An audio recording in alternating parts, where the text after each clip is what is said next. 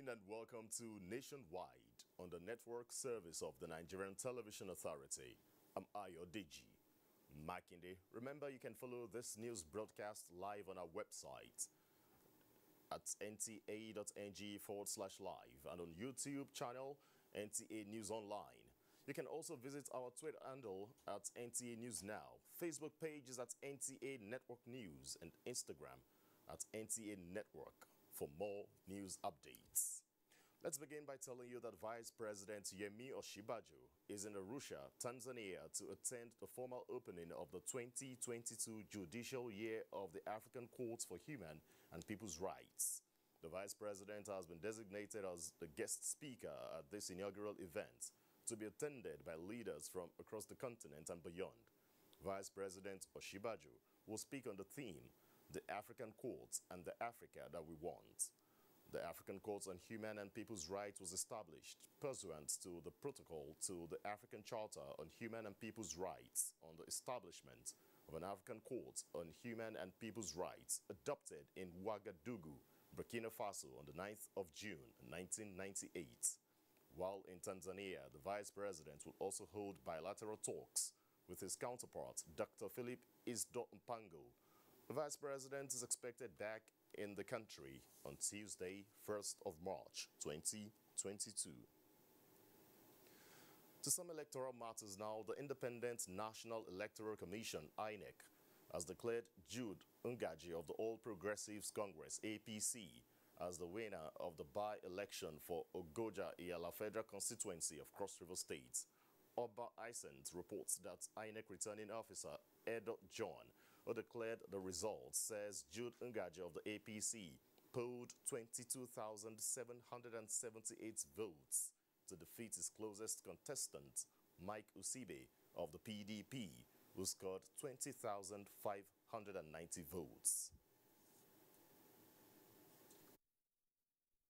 APC 26,370. PDP 24,201. That actually was the election of the Akure North-South Federal Constituency, where Mayor Kunlosin Alade was declared winner of the Akure North-South Federal Constituency, and of course Professor Deji Ogunsheni of the Federal University of Technology, Akure, declared the APC candidate as the winner of the by-election. Now let's go back to the earlier one that we told you that Jude Ngaji of the APC has been declared as the winner, and of course that would be the one who shall be saying now, because Oba Isent told us that INEC returning officer Edo John declared the results, says Jude Ngaji also polled 22,778 votes to defeat his closest contestant, Michael Sibi of the PDP, who finished with 20,590 votes.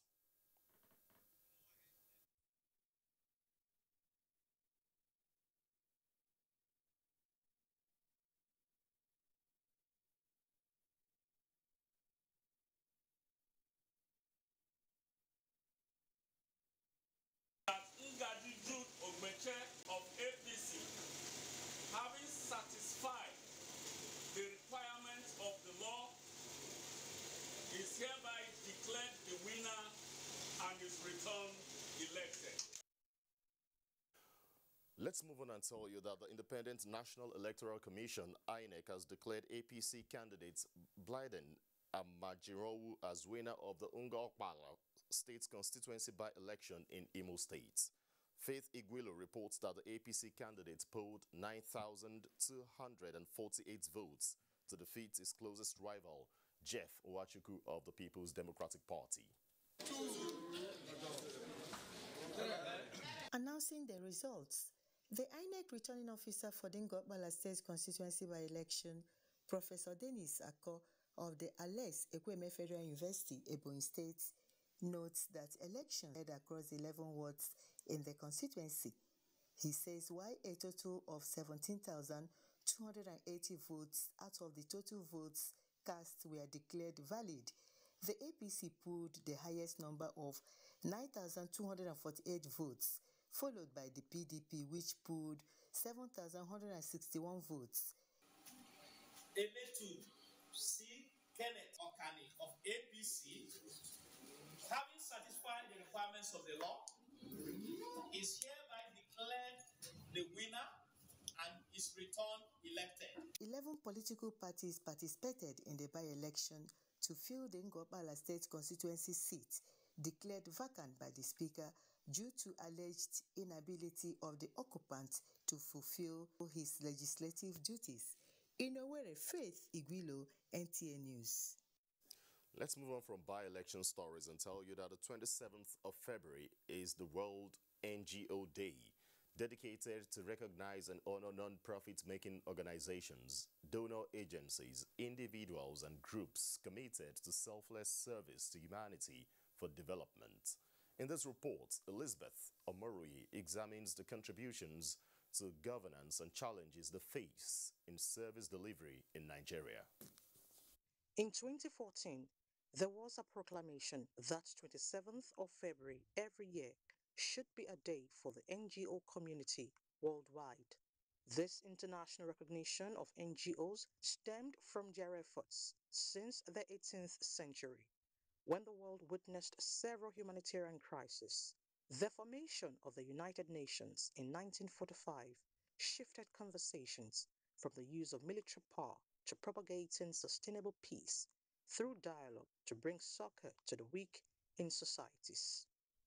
In line with Article 71 of the UN Charter, there arose several NGOs engaged in several activities ranging from political, human rights protection, humanitarian aids, environment, gender advocacy, peace and legislative matters, health and sanitation, among others.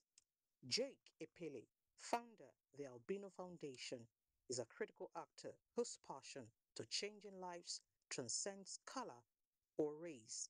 On this World NGO Day, I think the greatest milestone that we should celebrate in 2022, which is the beginning of the year, is the assent to the Electoral Act. It has a provision that makes it possible for persons with disability to actively participate in the electoral process. That part got passed and assented in 2015, but there was a lot of legislative advocacy for 14 years. The POA has put a structure in place where widows are trained and empowered. The POA largely depends on the defense headquarters. Fueled by collaboration and innovation, individuals and groups are still committed to volunteerism to influence policies and people-centered programs. Being able to get access to funding to run the foundation is a bit tricky. We are not out to make profits, but to impact on the lives of military wives, widows, orphans in our community. So all NGOs should ensure that impacting lives should be their watchword. Their aim is to contribute to ameliorating the plight of people in their need of life-sustaining basic facilities. In Abuja, Elizabeth Omori, NTA News. And with me in the studio to talk more about the 2022 World NGO Day and the essence of today's celebration is Queen Aino. She is the Chief Executive Officer of Hope Without Borders Foundation. Welcome to Nationwide. Thank you very much. Thanks for having me here. All right, let's begin this way. How far have NGOs gone in complementing government's efforts at ameliorating the plight of widows? Okay, non-governmental organizations have been able to complement the federal government by implementing a couple of projects in Nigeria to be able to provide sustainable projects. Let's say projects with shelter project, empowerment projects, food and nutrition, healthcare services. We at Hope Without Borders Foundation, we provide healthcare services and educational projects. We've been able to provide free education for the internally displaced persons since 2016. We enrolled them after the 40 students that were enrolled. We had up to 421 children, and we enrolled them in the government school for them to be able to continue with their education. And we have some children that have actually graduated and they are now in boarding school. With our healthcare services, we've been able to complement the federal government by providing healthcare services to the internally displaced persons. And after that, we thought of how can we make this project sustainable? So we came up with Quick Clinic. This is bringing healthcare to your doorstep. So with sustainable projects like this, non-governmental organizations have been able to complement the federal government. Having said this much about what NGOs are doing in the country, can you tell us what are the challenges that NGOs witness in carrying out some of these duties of theirs? Basically, I would say, apart from funding basically is one of the challenges, but I would say sustainable partnership. Sustainable partnership is one of the challenges most NGOs face. Funding, I would say, funding is part of it. I would say adequate data, because if an NGO doesn't have adequate data before starting a project, is always a challenge for them. So adequate partnership, and sustainable partnership, funding and adequate data will be able to cut across most of the challenges NGOs are going through. Then I also want to say having collaboration, having sustainable partnership between the federal government and the non-governmental organization will be able to have a better future. Surely we expect to also see increased collaboration with the National Bureau of Statistics. But as we round off this discussion now, what is your message to other NGOs and associations as we mark this year's Day of the NGO? So I would say Happy International NGO Day to all non-governmental organizations in the world. I would say thumbs up for providing sustainable projects and for helping the most vulnerable in the society. Queen Aina, would like to thank you for coming on Nationwide. Thank you so much for having me here today. I'll be conversing with Queen Aina, who is the Chief Executive Officer of Hope Without Borders Foundation, an NGO here in the country, as we commemorate the 2022 World Non-Governmental Organizations Day. This is Nationwide on the network service of the Nigerian Television Authority. Let's go over now to our Lagos studio where Adeola is standing by. Good evening, Adeola. Good evening, Ayo. The People's Democratic Party, PDP in Lagos, is presently holding its Congress to elect new executive members who will pilot the affairs of the party in the state. In order to forestall the breakdown of law and order, access control mechanism was put in place to allow only the more than 2,000 delegates into the accreditation premises in alphabetical order of local governments. Delegates from Agege, Ajeromi, and Amuwodofi have been screened as at the time of filing this report. Other local governments will follow same pattern. Caretaker chairman of the PDP in Lagos, Julius Akinola, said although the process is slow but steady, he is optimistic of a peaceful conduct devoid of the last experience by party members. Michael Olaleye reports that delegates are being moved in batches to the venue of election once accreditation process is finalized. And away from political matters, Lagos state government is working out plans to build and train the capacity of traders at Ladipo Market, a popular spare parts hub in the state, on disaster prevention and management. Director General Lagos State Emergency Management Agency, LASEMA, Olufemi Okeosointolu, says this is to improve emergency response in the market. This is coming on the heels of another fire incident that gutted about 200 shops with goods worth billions of naira over the weekend. Adeniyi Taiwo completes the report. This is the fourth visit of the Director General of LASEMA, Olufemi Okeosonyintolu, to Ladipo Spare Part Market in the last 1 year, following the spate of fire outbreaks in different parts of the market. This is what is left of a major chunk of Aguin Erosi shopping complex in the market after a late-night fire ran through 2 buildings, destroying vehicle spare parts, resulting in massive financial loss. The cause is still being investigated. The buildings that we are affected are 2 buildings that was burned. And in these 2 buildings, we are talking of multi-billion naira worth of goods, properties destroyed. And we have about 200 and something shops in this building. Almost all of them were affected, and all the goods therein we are all destroyed. So we are passing through pains here. Although no casualty was recorded, poor access to the scene of the fire posed a lot of challenges to emergency responders. While empathizing with the victims, the Director General says government is addressing factors responsible for the incessant fire outbreaks, and we want the traders to be part of the solution. We are going to train able-bodied people from these markets. We are going to ensure that we have a presence of response units in here. Educate them concerning early warning, concerning the preventive aspects of emergency, and how to respond to emergency. The victims appealed to the state government for assistance, citing the severity of the damage on their businesses. Last year, Ladipo Market was in the news when a fire incident was recorded on May 30, 2021, while other ones were recorded in July and November of the same year. In Lagos, Adini Taiwo, NTA News. That's it from Lagos, but let's remind you that you can follow this news broadcast live on our website at www.nta.ng/live, on our YouTube channel at NTA News Online. You can also visit our Facebook page at NTA Network News, our Twitter handle at NTA News Now, and on Instagram at NTA Network for updates. The news will continue with Ayodeji in Abuja after this break. Don't touch that dial. The 157-kilometer Lagos-Ibadan Railway is the first double-track standard gauge railway to be built in West Africa.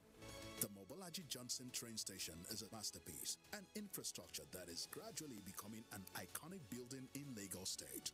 The modern facilities put the station on a world map of train stations. Likewise, other new train stations across the country built to world-class standards. The train and its convenience is indeed an admirable effort, with commendations from Nigerians. This is a station that we have to commend the federal government for putting a beautiful face, empowering us in Lagos State, not only in economic and political arena. I can say that I'm really impressed with the infrastructures in place. Kudos to the Minister of Transportation. Kudos to the federal government. Truly, good things are coming out of Nigeria, and the federal government is deserving of all the applause. All the thrills and all the action on Nigeria's biggest dance reality show. Glow Battle of the Year is on NTA every Sunday from 8 p.m. to 9 p.m.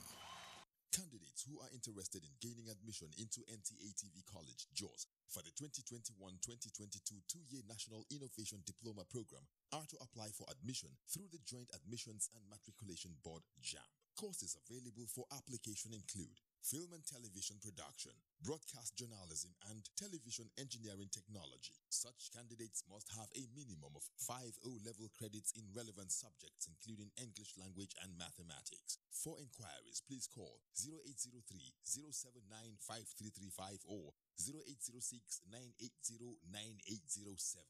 Management Announcer. I know that in the last decade, this country has been at different wars trying to keep the peace and promote the sovereignty and the integrity of the country. The troops are doing their best. The president has given them all the necessary tools. It is left for us as young people and as Nigerians to give them all the support we can. We say kudos to all our gallant military men. Please, whenever you see a police officer in or out of uniform, if you know them, clap for them whenever they need be. Give them seats in buses and trains and airplanes. Have the airline managers reduce air tickets for them or train tickets for them.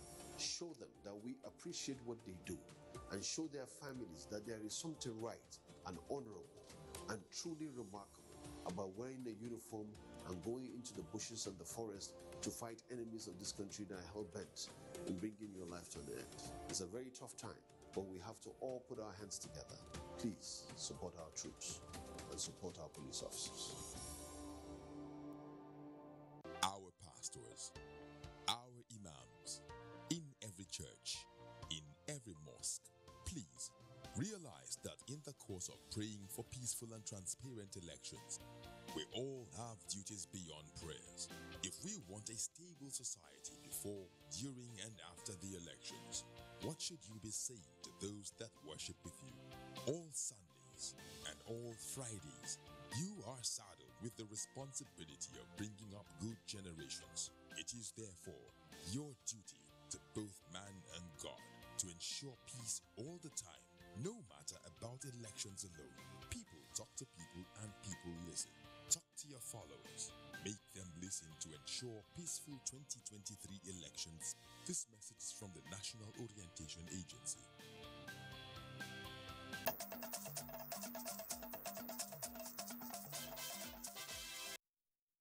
You're welcome back. Nigeria, as a nation, has many untapped greatness. These and possible solutions to Nigeria's challenges are put together in a book, Unfinished Greatness, Envisioning a New Nigeria, written by Ekiti State Governor and Chairman, Nigeria Governors Forum, Dr. Kayode Fayemi. Salwal Khalil Ibrahim was at the book presentation in Abuja.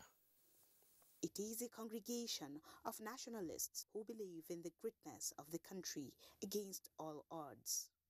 They are here to support and share the vision of a visionary citizen and his dream for a greater Nigeria through a book, Unfinished Greatness, Envisioning a New Nigeria.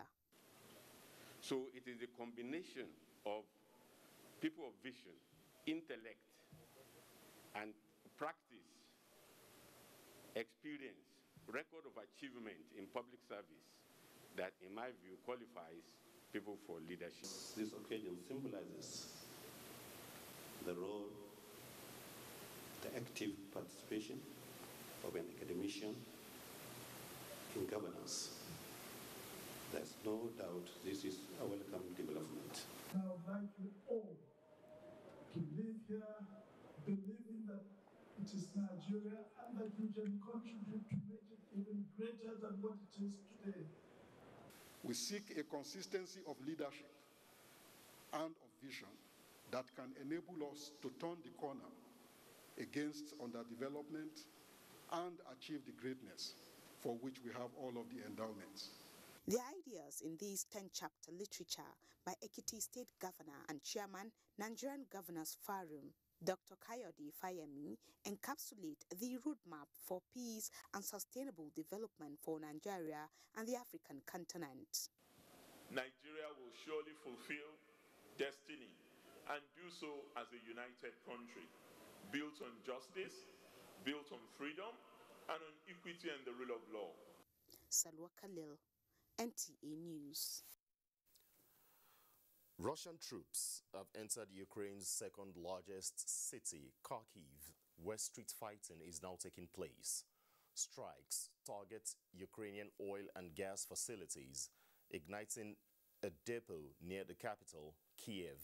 Western powers have imposed sweeping sanctions on Moscow, including the removal of some Russian banks from the SWIFT messaging system in a bid to further isolate Russia from global financial channels and move to supply Ukraine with weapons.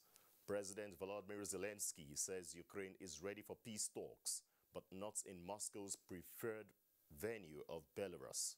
Meanwhile, the United Nations Refugees Agency says more than 200,000 people have now fled Ukraine into Poland and other neighboring countries in the wake of Russian invasion. In another development, the Minister of Foreign Affairs, Jeffrey Onyema, has expressed concern at the news of Ukrainian border guards hindering the exit of Nigerian citizens. In a tweet, he asserted that Ukrainian border guards have been instructed to allow all foreigners to leave the country and exit, adding that problem is the result of chaos on the border and checkpoints leading to them. He said he understands how difficult things are at the border and reaching high authorities in those countries and the International Organization for Migration to assist Nigerians suffering at the border. The minister said missions have been directed to send staff and buses to the border points in their respective countries to transport Nigerians. In the same vein, the federal government says there are arrangements on ground to receive fleeing Nigerians from Ukraine at all entry points in Romania. A statement by Nigerian embassy in Bucharest says contacts are available to assist Nigerians taking refuge in Romania. Contact of consular officer is +407 47309 while that of the head of chancery is +407 860919 064. Similar statements from Nigerian embassy in Budapest indicates that Nigerians entering Hungary from Ukraine can contact officials on these numbers: Stanley Okpara on +363 08202 903 and Ayotunde Adigun on +363 08639 203. Also, arrangements to safely transport them have been concluded. Nationwide continues in our Sokoto studio with Asmao. Hello, Asmao. Hello, Ayodeji. Good evening and welcome to Sokoto. In spite of the ongoing bombings and attacks between Russia and Ukraine, indigents of Sokoto State studying in Ukraine are in safe place waiting for possible evacuation back to Nigeria. This is the outcome of the virtual meeting held between Governor Aminu Waziri Tambol and the students via Zoom, in which Tambol assured that Sokoto State government is liaising with the federal government, Nigerian embassy in Ukraine, and other relevant agencies to devise ways of evacuating the students back home safely. No, but we are suggesting that if we leave Kharkiv for now and maybe reach to Lviv, it will be easier for us from here to reach Romania. Okay. I want to say in the beginning, let me start by thanking the leadership of the scholarship because the chairman of the scholarship board and also the director of student affairs international, Mr. Kabir Nagora, because we are always in touch with them. They are also always giving us advice for communication. It will take us a long time before we reach a safe place, and it is not even safe for us to follow this bus. And the only issue of like financial situation is when we reach Lviv, because from the information that we have gotten is that we need around 200 to 300 USD for a bus from Lviv to Poland or Romania.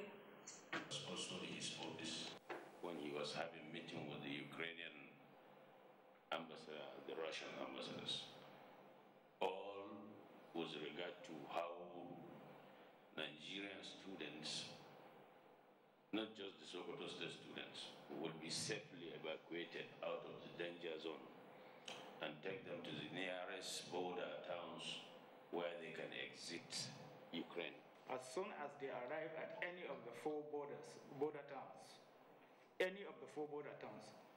there are staff of the embassy and defense attaches that will attend to them immediately and evacuate them to a safe place. We'll give you the assurance that your government, the government of Sokoto State, is working alongside with the government of the Federal Republic of Nigeria in addressing your situation. People with disability in Nigeria have been urged to actively participate in their country's politics and even aspire for elective office. This came to the limelight at a one-day workshop by the Albino Foundation aimed at sensitizing people with disability on the electoral process held in Sokoto. Dalhat Abdullahi completes the report. The workshop brought together officials of the federal and the state electoral umpire, representatives of the political parties, as well as people with disabilities. Convener of the gathering and the founder of Albino Foundation for Society Inclusion, Jack Epele, said it is high time to create more space for people with disabilities in the country's political sphere. In terms of what will launch us out to either national or sub-national level in political participation, the local government is the place to start. Independent National Electoral Commission said provisions have been made for people with special needs to ensure that they are accommodated in the electoral process, especially with 2023 general elections around the corner. We give consideration to accessibility of the people living with disability so that they will have access to the voting units. The Sokoto State government has domesticated the act on people living with disability. And also we have appointed, the Sokoto State government has appointed a person living with disability as special advisor. Director, National Orientation Agency, Sokoto State, Abubakar Modeden Chadi, called for more synergy with electoral umpire in electioneering campaign for the success of the 2023 general elections in the country. Featured at the event were paper presentations on overview of Sokoto State Disability Law by Aisha Abdullahi, as well as a presentation on access and participation of people with disabilities in electoral process by Malam Rabiu of the Independent National Electoral Commission, Sokoto. In Sokoto, Dalhatu Abdullahi, NTA News. You can follow this news broadcast live on our website, nta.ng/live, and on YouTube channel, NTA News Online. You can also visit our Twitter at NTA News Now, our Facebook page, NTA Network News, and Instagram, NTA Network, for updates. And that's it from here. We'll take a short break, and when we return, Nationwide will continue with Chinenye in Enugu. The ever-busy ancient city of Onitsha is a commercial hub with millions of commuters seamlessly linking other states daily for business, leisure, and other purposes. To upscale its road network, the construction of a 1.6-kilometer-long second Niger bridge, including a 10.3-kilometer highway furnished with other infrastructure, has been in motion by the federal government. This project will ease congestion on the existing 56-year-old Onitsha bridge and boost the economic capacity of the state as it easily connects to other parts of the country. The completion of the world-class second Niger bridge, Onitsha, will be one of the many proud moments of the state, its people, Nigerians, and foreign investors. Onitsha, which hosts the largest market in Africa, is geared up to boast of an impressive road network. Once again, these moments are made alive by the federal government, and it is deserving of all the applause. Proficiency courses to sharpen your professional skills. Computer appreciation for media practitioners. Date 21st February to 28th February 2022. 1 week. English grammar and pronunciation for broadcasters. Date 1st March to 25th March. 4 weeks. Administrative principles, processes, and practices. Date 11th March to 31st March 2022. 4 weeks. Modern trends in broadcast media marketing. Date 14th March to 13th April 2022. 4 weeks. Basic broadcast accounting and auditing. Date 4th April to 19th April 2022. 2 weeks. The course fee for the 1 week course is 100,000 naira per participant. The fee for the 2 week course is 150,000 naira, while the course fee for the 4 week course is 180,000 naira only, accommodation inclusive. The venue for all courses is the serene and secure environment of NTA TV College, Mayor Old Government House, Rayfield, Jos. For more inquiries, please call 0803-314-4383 or 0806-980-9807. NTA TV College, training you to be the best you want to be. From dusk to dawn, 24 hours a day, NTA International is with you. In your living room, office, and everywhere, anywhere. We provide a company you desire in terms of balanced and up-to-date news, programs, and the best of entertainment.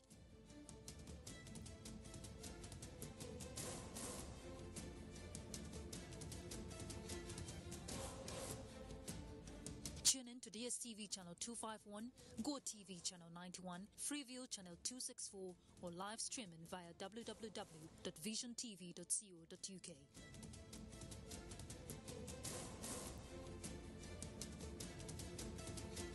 You can also see us on Facebook and YouTube for quality content on the go. NTA International, Africa's window to the world.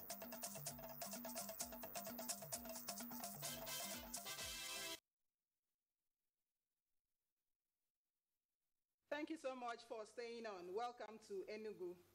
Over 200 indigent persons in Enugu State have received University Scholarship Award to study any course of their choice in public universities. Uchenna Nnamele reports that the wife of the Enugu State Governor, Mrs. Monica Ugwanyi, was honored for impacting greatly the education system in the state. So happy for recognizing people like us. We thank Dr. Chukwan Abraham, the person that gave us this scholarship. It's pinched me. I'm so glad. It shows that the God is still there and that there are so many people, that there are still good people out there. These are some of the award recipients drawn from the 17 local government areas of Enugu State. The processes for the University Scholarship Award given by Foundation in collaboration with the Enugu State government through the Post-Primary Schools Management Board began in the year 2020 through an online and physical assessment test in which 202 indigent persons scaled through. First, we make sure that there are indigent students and there are also brilliant and smart students. And with that condition, we are able to get the number we wanted from every 17 local governments. We hope that it will be a yearly program. Wife of the Enugu State Governor, who was also honored at the event, urged the beneficiaries to make judicious use of the opportunity given to them. I urge you to make proper use of this scholarship. A lot of people are out of school. A lot of people cannot afford school fees. Some key players in the education sector in the state applauded the commitment of the state government towards promoting education in the state. They should be very, very committed to their studies so that those people who have volunteered to train them to the end of their university education, they will be encouraged to do more for other people. Some dignitaries at the event were also honored for their contribution to the growth of education, especially human capacity development. In Enugu, Uchenna Nnamele, NTA News. Some stakeholders in the southeast have commended the federal government's intervention in checking erosion menace in communities across the states in the zone. The beneficiaries of the National Ecological Project say the intervention is apt. Look at this house. You can see that this house was at the verge of collapsing. So the first thing they did was to create a way because there was no way to come in here. They had to come from the other end, started filling to cross over here in order to save this particular house. So after that, they started the filling of this place.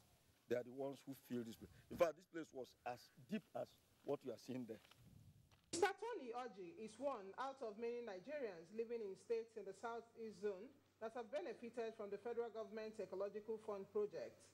Over the years, some communities in various states in the southeast have suffered loss of farmlands, houses, and crops to ecological disaster. These include flooding, gully and wind erosion, which have swept and eroded the land. We have been fighting with erosion, trying all our best to see that does not carry all our buildings, all our establishments, have a rest because of the help of the new map. Anambra State was also rescued from being submerged through this project. Imo and Ebonyi states are not left out in the federal government's project, as many sites have been handled by new map. We are very hopeful that at the end of the project, that all the ugly experiences of flood that the city used to witness will be a thing of the past. We'll now rejoin Ayodeji in Abuja for more on Nationwide. Thanks, Chineye, in our Enugu Network Center. Please remember that you can follow this news broadcast live on our website, nta.ng/live, and on our YouTube channel, NTA News Online. You can also visit our Twitter handle at NTA News Now. Facebook page is at NTA Network News, and Instagram is at NTA Network for more updates. Traditional rulers have resolved to continue to propagate unity, religious tolerance, and peaceful coexistence in their domains to ensure the corporate existence of Nigeria is protected. This was part of resolutions at the meeting of the National Development Summit of Traditional Rulers, which held in Abuja. Chim Dimma Indebusi tells us more. This is a gathering of royal fathers who are concerned about the country's current situation. They are here fashioning out ways of lending their energy in supporting government's agenda, especially now that election year is drawing near. We have supported the security agencies to ensure that they get adequate information so that they can nip any problems in the bud.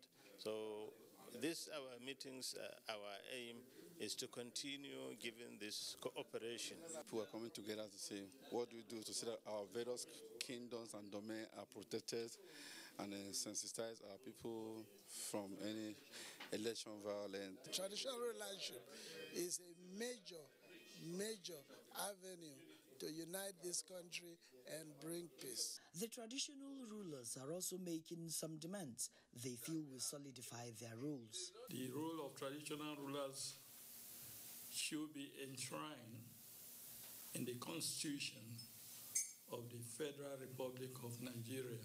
Traditional rulers suggested the establishment of Federal Ministry of Chieftaincy Affairs. The National Development Summit of Traditional Rulers is a body for all monarchs of all classes, which complements activities of the umbrella body, the National Council of Traditional Rulers. In Abuja, Chimdema Ndubisi, NTA News. The Director General, National Emergency Management Agency, NEMA, Mustafa Habib Ahmed, has promised the agency's unwavering commitment to provide adequate relief items to the victims of banditry in the country and in order to avert any form of humanitarian crisis. The Director General was speaking while presenting relief materials to some victims of such attacks in Kwatungura, Niger State. Ilyasu Yakubu reports. The act of banditry in northern Nigeria is considered one of the major negative trends working against the economic viability of the region. And Niger State is one of the major prone areas of these incessant attacks. Many communities have been sacked and lives and property have been destroyed by the bandits. This visit by the National Emergency Management Agency, NEMA, is to provide an immediate succor for the displaced persons. Allah ya saka musu da alheri. Mun gode kwarai, mun gode kun tausaya mu, mun kuma ji dadin tausayawa da kuka yi mu. Wallahi mun ji dadi. Allah kuma ya saka da alheri. Allah ya biya. Allah kuma ya saka da alheri. Mun kuma ji jama'a ne ke wurin ga dai bisa adi mun gode Allah ya saka da alheri. The DG NEMA, who commiserated with the victims, assured them of government commitment to their welfare. But all hands are on deck to ensure that there's security, there's peace and harmony in the country. NEMA has been coming for interventions, but I've never seen something like this. This is just too fast. It's unbelievable. So it's a kudos to him. It will be recalled that the federal government has ordered immediate deployment of more military operations in Niger State to contain the incessant banditry attacks in the area. From Kontagora local government areas of Niger State, Ilyasu Yakubu, NTA News. In promoting preventive health, the federal government is standardizing operations of environmental health officers with the provision of guidelines for pest control and decontamination of surfaces. On Nengie Fineface reports. Once upon a time, the presence of environmental health officers, popularly known as sanitary inspectors, in premises sent shivers down the spine of people living in dirty neighborhoods. Idris Musa, Emir of Jua, witnessed those days of environmental health consciousness. He says the days are long gone. By seeing the upgrading and introduction, a curriculum that will improve the sanitarians and sanitary inspectors or environmental health officers in Nigeria again. But the officers concerned believe otherwise, and Minister of State Environment Sharon Ikazo is fueling this belief with the public presentation of guidelines for the control of public health pests and vector infestation, as well as guidelines for disinfection of microbial and chemical impacted surfaces. We look for that this document is not just going to be unveiled today and be left on the shelves of our offices. We look forward that you disseminate it to all the states so that we can see improved health services. We believe also this guideline, the objective is to also bring the operational procedures on integrated public health pest management to be anchored by the environmental health officers. These guidelines serve as a marching order of sorts to get sanitary inspectors back on their feet and convince the likes of Idris Musa that the good old days of environmental consciousness and cleanliness can be achieved again. On NTA, Fine Face, NTA News. Drug abuse has remained one of the major issues confronting young people. Its negative impact on public health and safety underscores the need for all hands to be on deck to curtail the menace. It is to further drive home this message to the young people and create more awareness of the dangers of illicit drugs that the member representing Ado Okpoku Ogbadibo, Francis Ota Agbo, took the campaign to his constituency. Simbiat Agbaji has the details. Data provided by the National Drug Law Enforcement Agency shows that about 70% of Nigerian youth presently engage in drug abuse. These statistics, stakeholders say, has taken a dimension that, if not checked, will have a devastating effect on the country. As a family, we need to show care. We need to show support. We don't need to send them away. We don't need to cast them away, because drug problem is more of a mental problem and they need our support to come out of the problem. It is to enlighten key players and increase their knowledge on the dangers associated with commonly abused drugs that the member representing Ado Okpoku Ogbadibo, Francis Otagbo, took the anti-drug abuse campaign to the grassroots. It is always better to prevent than to cure, because if you allow people to abuse drugs and get addicted before you start treating them, many of them do not recover. As for me, if I go home from here today, I would tell them effect on their health and possibly how they can stay away from it. The three-day event had in attendance 600 participants made up of students, parents and teachers who were trained and empowered as anti-drug ambassadors.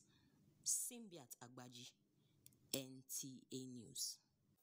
At least 649,300 capsules of 225 milligram of tramadol and 809,850 euro cash consignments from Pakistan, Austria and Italy have been intercepted at the Murtala Muhammad International Airport, Ikeja, Lagos, by operatives of the National Drug Law Enforcement Agency in the last 1 week.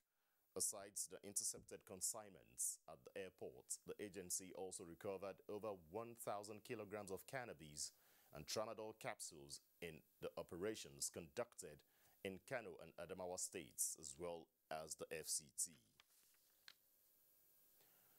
The Nigeria Security and Civil Defense Corps, NSCDC, has commenced community sensitization and medical outreach to commemorate the International Civil Defense Organization's Day 2022. Abdurrahman Jibrila reports. They carry and come with us to come check our body, check our daughter, as their body they okay. They have been seeing it in other places, but we have never witnessed this in Sabo Idobogota here.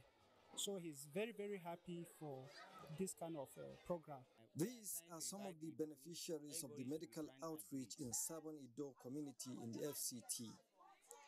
Building bridges for better health care at the grassroots for safety and security of future generations is the theme for this outreach. Our body is not healthy. There is no way you can do any work or any other thing. So in summary, he only appreciates the program. It will afford the community the opportunity in ensuring that they get adequate treatment at a minimal cost, in fact, at a free cost at their doorstep. You can imagine we came all the way from our headquarters to the community itself to treat them free of charge, especially the vulnerable in the society. The perspective of things and how you're willing to partner with organizations as long as it concerns healthcare or get towards actualization of universal health coverage. for the Nigerian citizen. Pupils of primary school in the community also benefited from the free medical services, with applause for the corps, having the less privileged in mind. Abraman Jibrila, NTA News. How best to secure national critical information servers and data banks in the cyberspace against attacks has been a source of concern in the nation's socio-economic management. The federal government is paying attention to this, which informed a 3-day workshop by the National Orientation Agency and partners to enhance capacity of personnel drawn from the public and private sectors. Kenneth Nanim was there and now reports. Official information and archives have been known to experience acts of cyber attacks, theft or destruction in many parts of the world. In Nigeria, governments at all levels make deliberate efforts to safeguard critical information in the national server and data banks available in the cyberspace.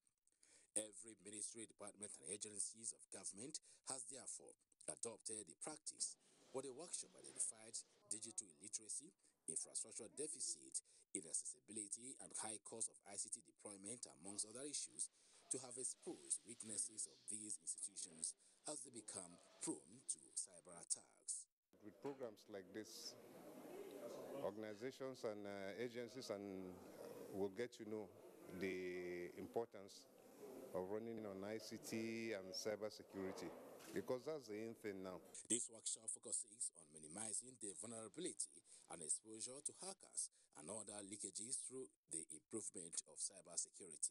How do we ensure, first of all, that the data and information is safe? That's number one.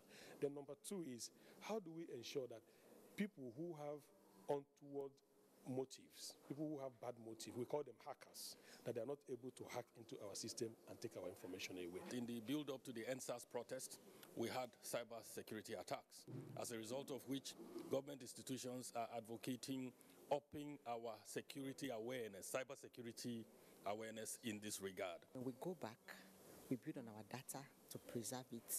Other areas of concern for the organizers include implications and benefits of 5G network, interagency collaboration in the fight against cyber crimes, and fast-checking methods in managing fake news. Kenneth Nanim, NTA News. And in sports, Ayomide Bello is still relishing a victory in the second edition of the Admiral Festus Pobeni Boats Race in Abuja, as Chelsea and Liverpool square up in the final of Carabao Cup. Let's join Cynthia Ogun with our guide on sports updates.